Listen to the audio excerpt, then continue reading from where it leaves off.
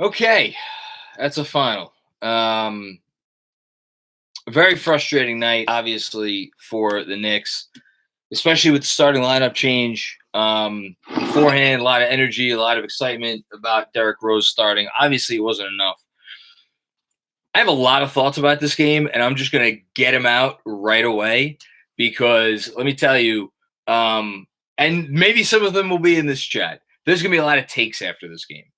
And I think there's going to be a lot of people with a lot of opinions, a lot of things to say, and they're going to be spouting off a lot of shit. And I don't want to hear any of it because I actually think this is really very simple.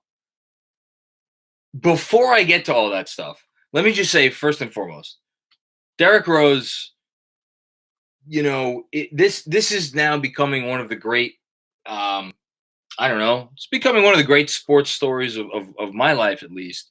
Watching a guy who was MVP, and then literally out of the league, he was waived. Is the best player through 3 games at least. He's the best player, and it's not close. He's the best player on a playoff team that is, decent playoff team. They don't look at it tonight. But they're a decent playoff team, and he's the guy, and he's the man. And it's, again, unbelievable. I mean, the Knicks, and this is going to relate to my next point. The Knicks tonight had 29 field goals. Derrick Rose had 13 of them. Let me say that again. Derrick Rose had 13 of the Knicks' 29 field goals tonight. You cannot say enough about Derrick Rose. You cannot say enough about the story that this is becoming, that it is. Just an unbelievable job by him. And we have, of course, our first comment here in the Super Chat. Hush Zoo, can't wait for I've Got to Play Better from Randall. Hope they pause the Max talks for right now. Seems like a quiet arena was better for Randall.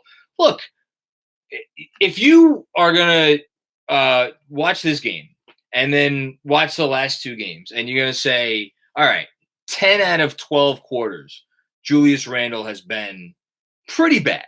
He's been pretty bad. He hasn't been able to let's actually reframe that, because he hasn't played bad. He's shot bad. So Julius Randle has had 10 out of 12 quarters that he shot the ball really poorly. Still trying to play the right way. He's still not like being selfish or anything. He's trying to make the right plays for his team, which inherently involves some selfishness. Shot the ball bad for 10 of 12 quarters. A lot of people are going to be jumping off the bandwagon and ignoring what he did in the previous 71 games. You're not going to get that from me right here. If you want me to be like, oh, hold on, Julius Randle, maybe not the guy you want to, have as the foundation of your team.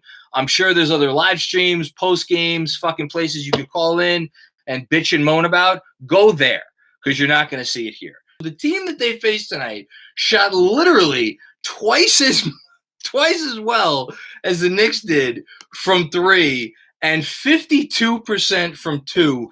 And this was a single-digit game not a single-digit game in the end. This was an 11-point game. The reason why the Knicks were picked to win 21.5 games before the season started, and the reason why, even when they were winning along the way, even right up into the playoffs, people were like, this isn't real, is because they have less shot creation than any team in the NBA. Let me say that one more time. The Knicks have less shot creation than any team in the NBA. Julius Randle is not a shot creator.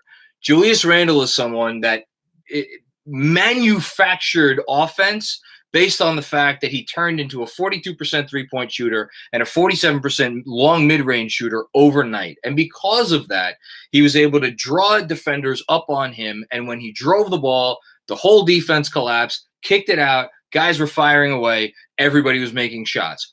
When you suddenly take away Randall's ability to make those shots, and you take away the ability of the three-point shooters on this team to hit those shots, guess what? Your offense is going to go to shit. Varun Jain, Karma and all will come back to the Hawks. Bogdan asking for a replay, and they acting all tough. Taj and Tibbs going to run it back on Sunday. We win, I guarantee it. I think they're going to win the game on Sunday.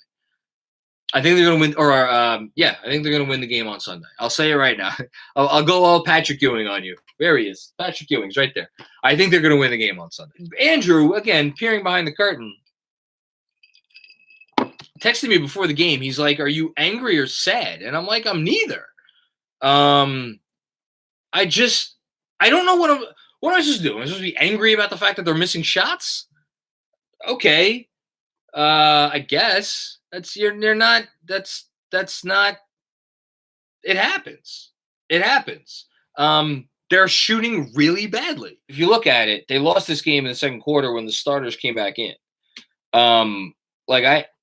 I thought the bench was, it was fine. Did they lose a little bit without Rose in there? Yeah, of course they lost a little bit. Adam 2YB. If Burks hits that 3 to make the league 9, we win. I mean, God. It felt like there were at least a half dozen instances where either if we make a shot or Atlanta doesn't make a shot, maybe, just maybe, this is a different game, and none of them went our way. We didn't hit any of them, and they hit all of them. CT Pippen, my main man, CT Pippen. Knicks fans, calm down. I love you, CT. The doom and gloom when we lose is aggravating. It aggravates me something fierce, which is why I'm surprised. Anybody still tunes into me because I just get angry sometimes when people get mad at these losses when it's like, I don't want to go on a rant, but just like, imagine being a Clippers fan right now. Imagine being a Clippers fan where you came into the season as like, you were a title co-favorite, more or less. And like, or imagine being, I'm trying to think of another team, the Heat to a certain extent. Like, this is, I get that it's not satisfying to sit here and be like, it's house money because we're here and you want to produce and you want to perform. But talent wins in the NBA. You can only manufacture so much. You can only scheme so much. Duran visual variant. Oh, hey, Duran, what's going on? You've been here before. What about playing Randall at the 5 and get Capella away from the basket? That sounds great if Randall's going to hit shots, but right now Randall could get open threes if he wants. If Randall wants open threes, they could just set a screen and he could curl around a screen and step into an open three. That's not where they're at right now because he's just not shooting it very confidently. Did you see Peyton's mother laughing at the team for losing tonight because EP wasn't starting? Bad look on her part and his. I did not see that. I think I follow his mom on Twitter. I don't really give a shit what she says. You happy you texted me that picture, Andrew? I hope so. Wow. They started your fucking kid when he could not fucking throw the ball in the fucking Hudson River from Chelsea Piers, and you're going to mouth off about this? Oh, my God. Your kid gave up on the fucking court. He gave up. He gave up in front of everybody. He said, I'm done. Proud mama. I hope you're proud. Oh.